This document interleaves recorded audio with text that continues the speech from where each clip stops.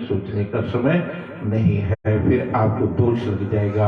अब संतों के पास उन्होंने जैसे कहा वैसे किया, लेकिन बाद में शंका पैदा हो गई, भ्रम हो गया, ओहो मेरा निजम टूट गया। मैं तो देखा कि मेरे को तो ऐसा लगा था कि संत स्नान आदि करके ही ये चाय पानी पिलाते होंगे, लेकिन अब संत कहते हैं मैं तो अभी स्नान आदि करूंगा, मेरे को थोड़ा था कि आप कहीं चले ना जाएं, तो उसको वही अपना कि मेरा नियम टूट गया। अगर वो सोचता कि नहीं संतों के हाथ से जो खाया हुआ दिया हुआ वो तो अमृत होता है, क्योंकि संत तो हमेशा उसकी याद में दिन और रात जो है बिताते हैं। संतों की रात भी दिन होता है और दिन भी रात होती है। इसीलिए गीता में लिखा हुआ मेरी याद में जो सोता, मेरी याद में जो हर समय मेरा गुणगान करता है, सर्वधर्मान प्रत्यज्य मामेकं शरणं व्रज, उसका मैं कल्याण करता हूँ। अगर तुम अपने मन में ऐसे अपने परम पिता परमात्मा को बसा करके ऐसी निष्ठा अपनी जो है परिपक्व करके अगर परमात्मा की शरण में लग जाते हो तो कोई भी हमें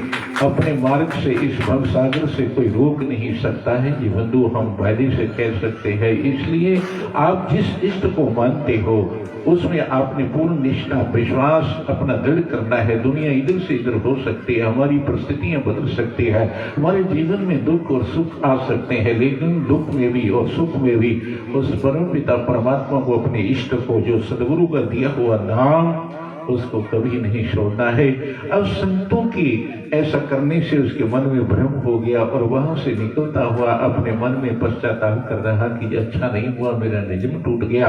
अब क्या देखा, संतों की वहां छपड़ी थी, जैसे जहां पर अब आप लोग इस किनारे पर बैठ करके भागवत का पान कर रहे हैं। ये सबसे पुण्य कहते हैं ना, किसी नदी के किनारे गौशाला में या किसी पर्वत के पास में बैठ करके ऐसा भागवत का जो है श्रवण करना, ये अत्यंत पुण्य, इसका पुण्य कोई गिन नहीं सकता है, कहते अनंत गुना। तो क्या हुआ, अब संत को छपड़ी में, अब संत भी वहां स्नान करते थे, इसलिए गंगा भाने शंकर भगवान जी से पूछा कि मैं चली तो जाऊंगी, जटाओं में से निकल नहीं रही थी, क्यों? कहते इस कलयुग में ऐसे लोग होंगे कि अपने पाप धोने के लिए गंगा में आकर के अनेकों कस्में खाएंगे, वहां जाकर के संकल्प करेंगे कि मैं आज से ऐसा ये काम नहीं करूंगा, आज से मैं ये नहीं पीऊंगा, लेकिन बाद में जाकर के वही जो है इंसान काम करता है। तो गंगा क्या करे? अब गंगा कहती महाराज मैं क्या करूं, अब कलयुग में जाकर के तो लोग तो मेरे में पाप ही धोएंगे।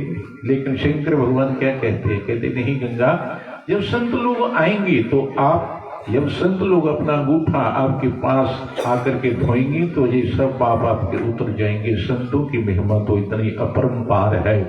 अब क्या हुआ, अब जो है अब उस छपड़ी में स्नान करने के लिए दो गौएं आती है, उधर से वो देख रहा है इनके रंग कैसे है, सब देख रहा है गौओं को, और गौएं संतों की छपड़ी में स्नान करने लगी। अब जब स्नान करके वहां से निकलती हैं तो उन दोनों गौओं के जो रंग थे वो बदल गए हैं।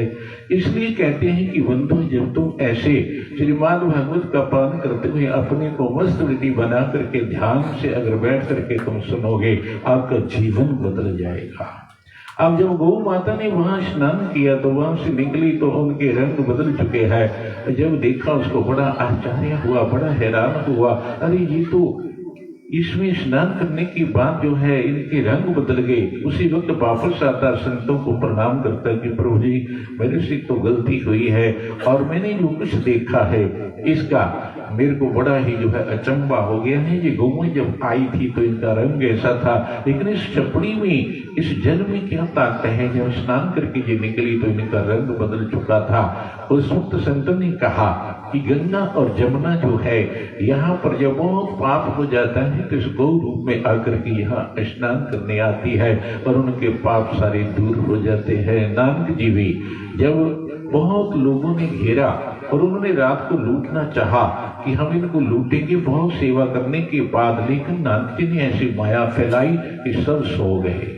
और नानक जी कहते हैं वाला मर्दाना अब उठो यहाँ से चले। नहीं महाराज इतनी सेवा करने वाले लोग ये क्या कहेंगे, नहीं आपको पता नहीं, आप उठिए चलिए। जब चले गए तो पीछे से सब सोए थे, एक भाई उनका उठा और पीछे लग गया डंडा लेकर के कि इनको मारेंगे क्योंकि हमने इतनी सेवा किया। क्यों? हमने तो लूटना था, लेकिन पता नहीं क्या हुआ, नींद आ गई। क्योंकि संतों की महिमा, महापुरुषों की महिमा जानना बहुत मुश्किल है। जब आगे गए तो अब नारद जी कहते हैं बैठ जाओ पानी के किनारे, शमशान घाट का साथ में शमशान घाट है, अब यहाँ बैठ